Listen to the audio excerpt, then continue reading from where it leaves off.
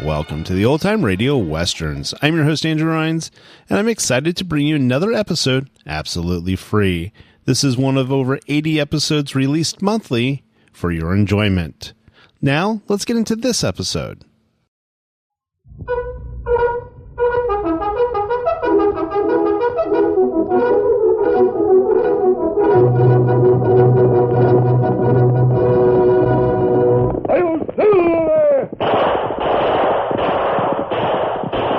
Fiery horse with the speed of light, a cloud of dust, and a hearty Hi-Yo Silver, the Lone Ranger.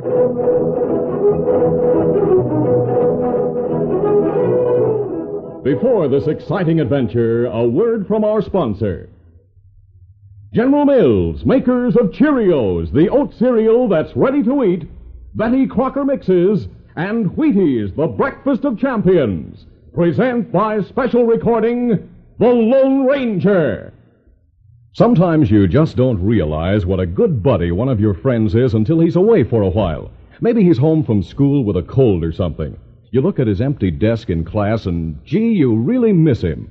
Well, here's something real nice you can do for him. Take over a big, cheery Betty Crocker yellow cake. The kind that says, "Hurry back soon, we think you're great." A cake like this, of course, just has to be perfect. And you can be sure it will be when it's made with Betty Crocker's yellow cake mix. Your mom will love to bake it. Or you can be a chef and bake it yourself.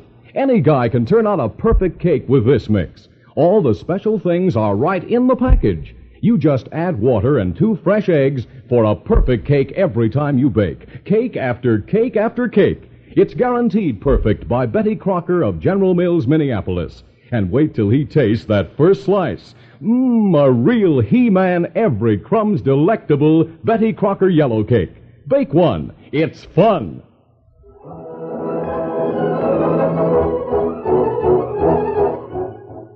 With his faithful Indian companion Tonto, the daring and resourceful masked rider of the plains led the fight for law and order in the early western United States. Nowhere in the pages of history can one find a greater champion of justice.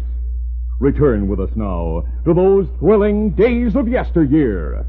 From out of the past come the thundering hoofbeats of the great horse Silver. The Lone Ranger rides again. Come on, Silver. Let's go, big fella. Hi-yo, Silver.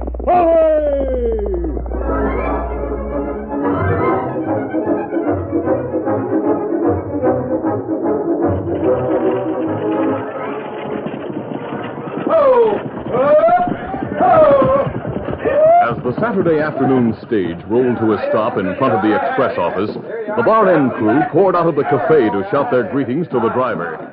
But when the door of the stage opened and the dude stepped down, every one of the cowboys lost their voice.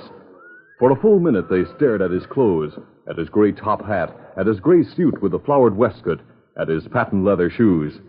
It was Mike Gary, the foreman, who broke the silence. Yippee! Look who's come to town. It's Beau Brummel himself. Looks like he stepped right out of a ballroom, don't he, eh? Right, boys, I'll bet you he's come here to teach us how to dance. How about that? Oh, sure. All he needs is a little music. All right, lift up your heels and caper, Beau. I said dance. The bullets kicked up the dust at the dude's feet, but instead of obeying Mike's command, he took off his hat and coat and threw them on the ground. If you're any kind of a man instead of the braggart and bully I think you are, you'll drop those guns and settle this with your fists. Well, now, maybe I've got me a wildcat by the tail. I'm calling you a coward. Here's my gun belt, Kino. Tino, Mike. Young ones ask for it. Let's go. It was a good fight while it lasted. The dude was young and strong, and he knew how to handle his fists. But there was power in Mike's punches that couldn't be denied. He finally connected with a solid right to the jaw, and the dude dropped to the ground. Just then, Steve Farnsworth, the lawyer, pushed his way through the crowd. Well, Mike, you really done it this time. That's Stafford Norris, old Ben Norris's nephew, who inherited the ranch when old Ben died. You knew he'd be coming out here to take over after he finished college. I told Why you. didn't you tell us he'd be arriving today? Because he didn't let me know. Leaping cactus, Steve. I've knocked out my boss. Yeah. Look, what do I do now? Pick him up and carry him down to my house. After that, you better start looking for another job.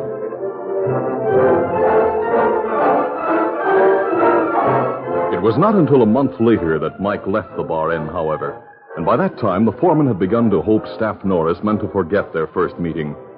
But one day, Staff called him into the office at the ranch and said, Mike, I've decided to let you go. That's so. Yes, and I want to be perfectly honest with you. I didn't like the way you acted that first day. And neither did I. But that isn't the main reason for letting you go. I've been investigating the way different ranches are run in the valley, and your methods don't measure up to standard. Whose standard? The Flying W's. And what does that mean? Nothing. You don't like Rex Walton, do you? No. He makes a lot of money. Is it by raising cattle or stealing it? You can save it, Mike, if it has anything to do with Walton. He's my friend. He's promised to help me reorganize this outfit. The first step being to get rid of me. Yes. Uh-huh. Well, boss, the boys have had an idea you might not be keeping me on. There's 5 of them. Keno, Shorty, Pete, Roof, Memphis. They'll want to be moving on when I do. So. This doesn't surprise me. Rex told me they'd be leaving if you did. Send them in, I'll pay them off. And here's your money, Mike. I've added an extra 6 months in lieu of notice. No, thanks, boss. My time is all I want. You'd better keep the extra money. If you're going to take up with all Walton's fancy ideas, you'll need it. And I wouldn't count too much on his friendship.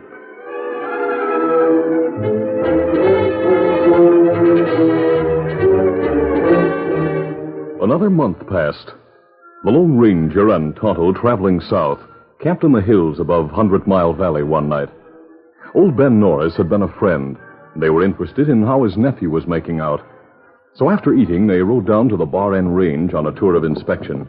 What they saw wasn't encouraging. That's the second stretch of fence we've seen that needs repairing. Not half the cattle there were when old Ben was alive. Maybe young fella sell 'em. Plenty of grass. No reason to cut the herd so drastically. Wonder if young Norris is selling out. Him make big mistake, do that. Bar N, fine ranch. He's an Easterner, though. Why don't you take a ride down to the bunkhouse? You know Mike Gary. Have a talk with him, find out what's going on. And that good idea. Or better still, bring him up to the camp. I'd like to talk with him myself. Me find him. Get him up, Scout. Come on, Silver.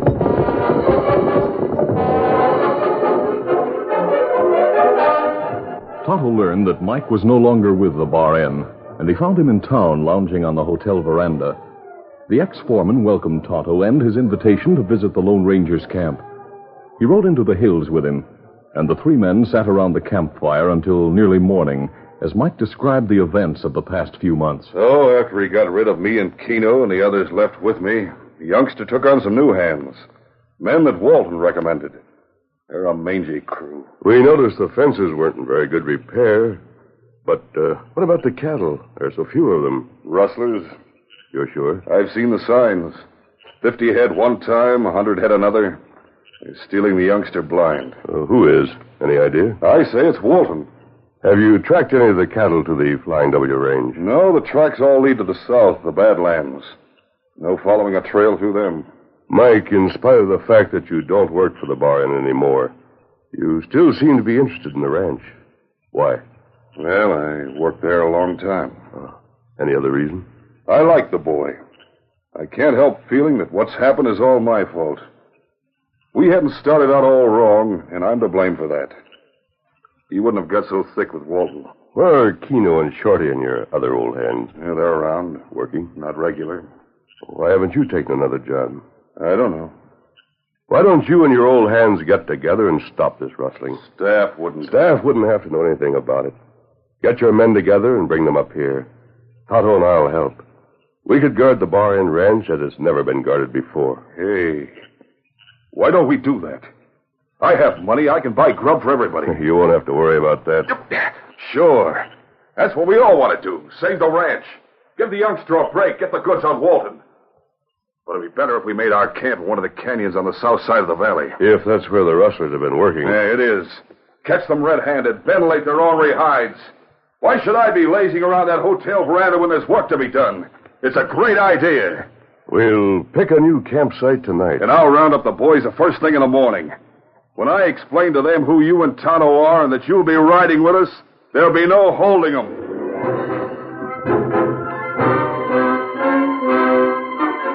The rangeland faded into badlands all along the southern end of the valley, and beyond the badlands were the 100-mile mountains, cut by hundreds of canyons. It was in one of these that the Lone Ranger made his next camp, and the following night, Mike and all the old hands from the bar end gathered around the campfire. The men were glad to be together again, but their eager talk was cut short by Tonto. Aye. Men drive cattle south from Bar End Range. You hear that, you ornery sidewinders? Into your saddles. Easy steady, big fella. How many men, Tonto? How many head of cattle? Only 2 men, maybe 20, 30 head of cattle. There's plenty time stop them before them cross Badlands. Follow the masked man and the Indian.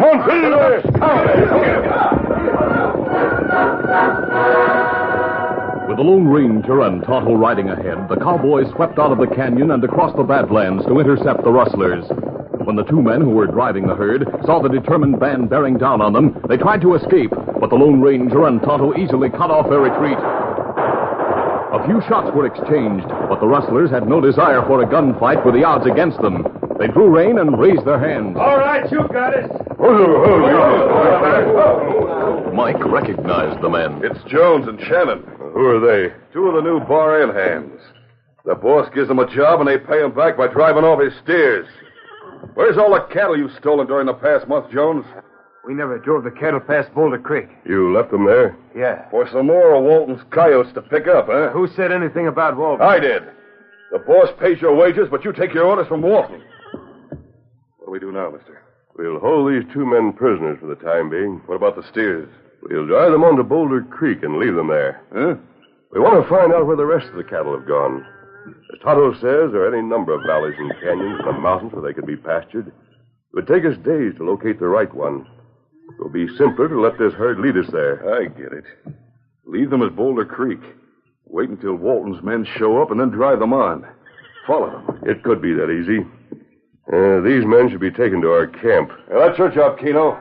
Tie them up good and leave them there. Right away, Mike. As for the rest of you, get those steers moving Prado.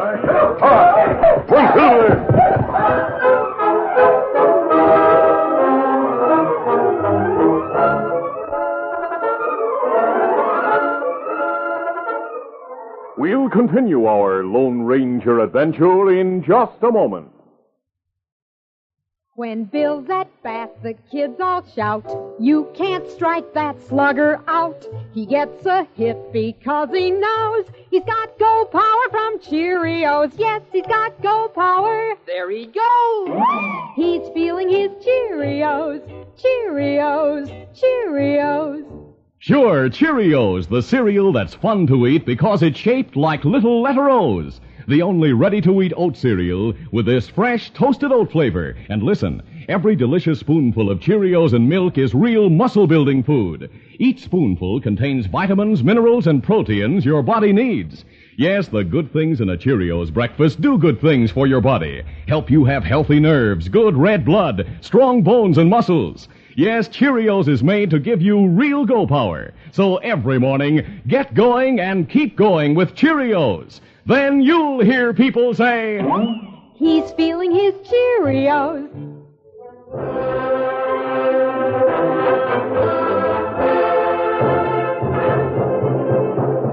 Now to continue. The herd was driven to Boulder Creek, and Tonto was left behind to watch it from the cover of a small woods above the creek. The Lone Ranger and the others returned to their camp to get some sleep. The following morning, when Staff Norris discovered that 2 of his hands and more of his cattle were missing, he rode over to the Flying W. Rex Walton saw him coming and welcomed him from the veranda of the huge ranch house. Oh, boys. Good morning, Staff. Well, it isn't a good morning for me. Now, before you decide that, come on in and have a cup of coffee with me. Or perhaps breakfast. I haven't finished mine. Have you had yours? Yes. I'll have another cup of coffee. I've been thinking about the situation at the bar inn. So have I. We lost another 25 or 30 head last night. That's too bad. Not only that, but Jones and Shannon went with them. What? Yeah. Here, sit down now. Pour the coffee. Yes, Jones and Shannon, they're gone. Staff, I've decided to make you an offer for the Bar Inn. I was a fool to think I could run the ranch myself, even with your help. I was wrong to fire Mike and take on new hands who had no interest in the place. I was all wrong. But it isn't too late to do something about it. Such as? Go to Mike and ask him to come back. You do that after the way he's been laughing at you? I deserve to be laughed at. Nah, don't be hasty. You're worried because... Oh, excuse me, Staff. One of my men just rode up. Gotta have a little talk with him. I'll be getting out. No, wait here. I haven't finished. I'll be right back.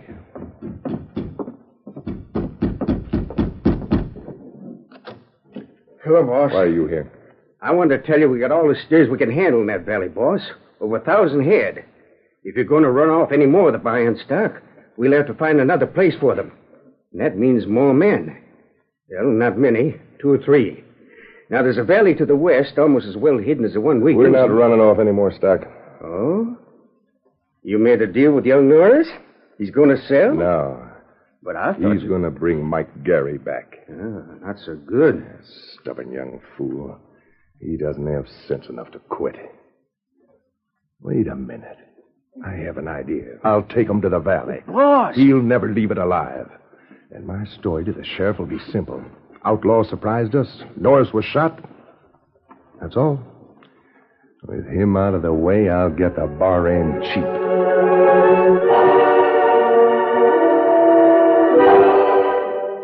As Rex Walton was persuading Staff Norris to search the mountains for the rustlers' headquarters, Tonto rode into the Lone Ranger's camp. Hold, Scott. Hold, fella. Easy, Scott. Easy, fella. Well, Tonto? What'd you see? Many cattle. Maybe 1,000 head. Maybe more. Bar Inn stock. Me think so, but it's too far to see Brand. Yeah, they have to be. Did we get the sheriff and take him there, mister? I don't think we need the sheriff. Of course not. But we may need more men. How about it, Tonto? There are not many there. Let's go. It's better we wait till dark. Take guard by surprise. It's easy. High ridge all round valley. There's no escape. You sure you can lead us back there at night? Tonto, no way. Then we'll ride as soon as it gets dark.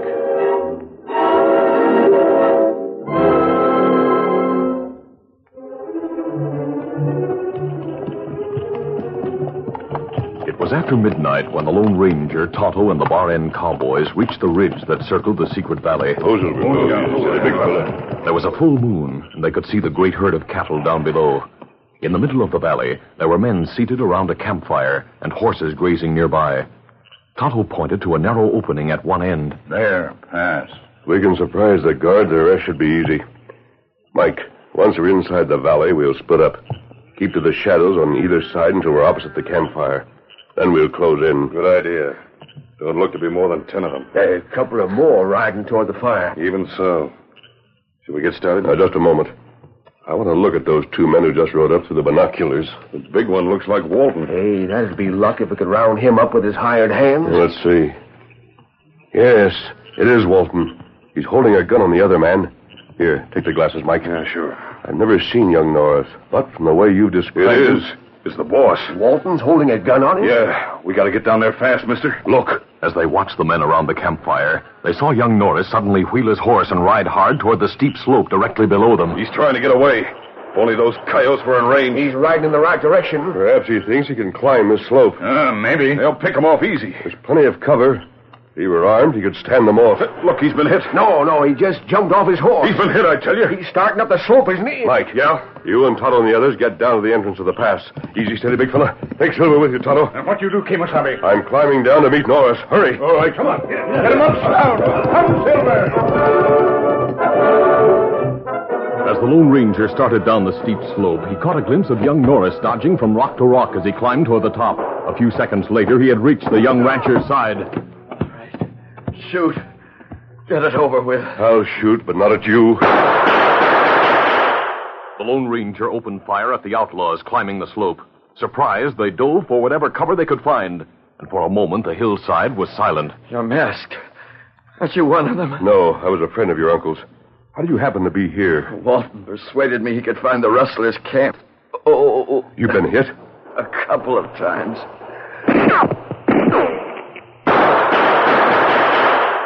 I'll see what I can do for you when I get the chance.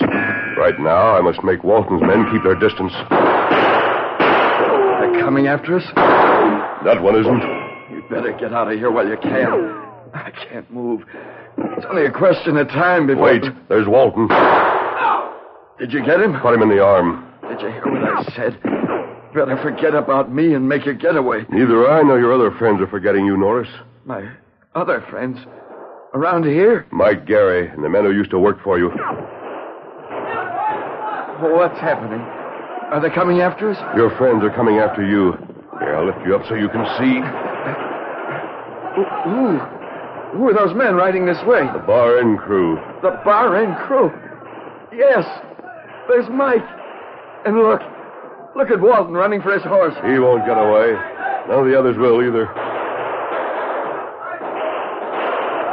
They're giving up. Yes. Now we'll see how badly you're hurt. Oh, I feel fine. I feel wonderful. We'll get our cattle back, and those crooks will go to jail. Are you all right, boss? I'm fine, Foreman.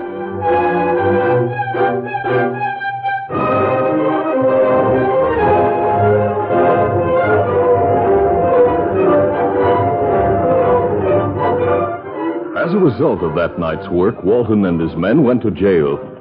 And Staff Norris had almost completely recovered from his wounds when the Bar End crew, the old Bar End crew, drove their herd down from the hills to the home range.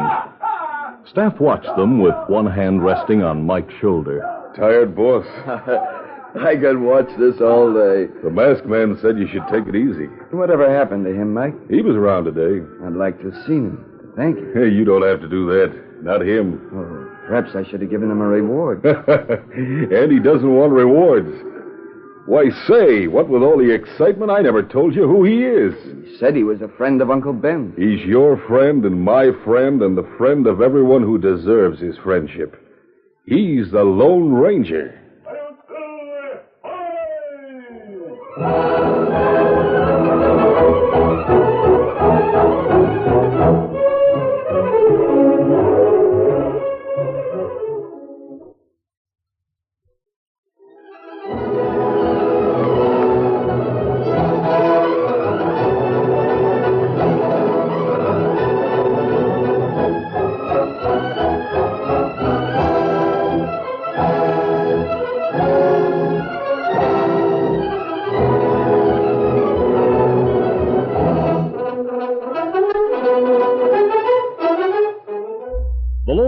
A copyrighted feature of the Lone Ranger Incorporated, is produced by Trendle Campbell Muir Incorporated.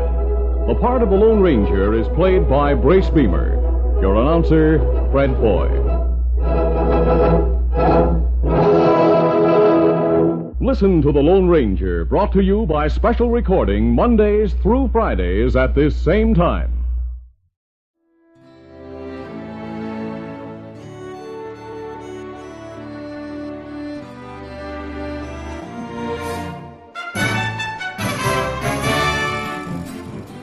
This has been a presentation of OTRWesterns.com, and we hope you enjoyed. Please take some time to like and rate this episode within your favorite podcast application. Follow us on Facebook by going to OTRWesterns.com/Facebook, and subscribe to our YouTube channel by going to OTRWesterns.com/YouTube. Become one of our ranch hands and unlock some exclusive content. We want to thank our most recent ranch hands, Steve, Technogod, and Craig, who joined us recently. You too can join by going to OTRWesterns.com/donate. Send us an email, podcast@OTRWesterns.com, and you can call and leave us a voicemail, 707-986-8739. This episode is copyrighted under the attribution, non-commercial, share-alike copyright. For more information, go to OTRWesterns.com/copyright. Have a great day, and thanks for listening.